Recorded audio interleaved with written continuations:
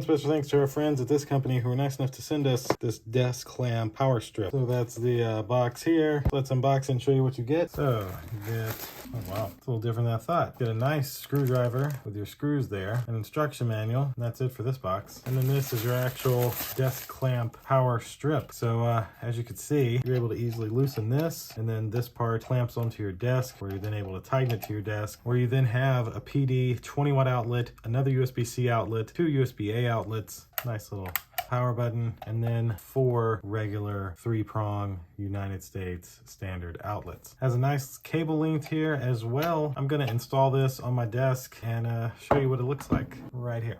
And there you have it. That's what it would look like installed on your desk. Put mine here on the side where I can easily reach these 4 outlets, as well as these 2 USB ports, USB-C port, and the PD 20-watt USB-C port, which should charge my phone pretty fast. A great accessory for somebody who's always plugging in devices at their desk. Thanks again to the company who sent this to me. Thank you all for watching, and we'll see you in the next one. Deuces.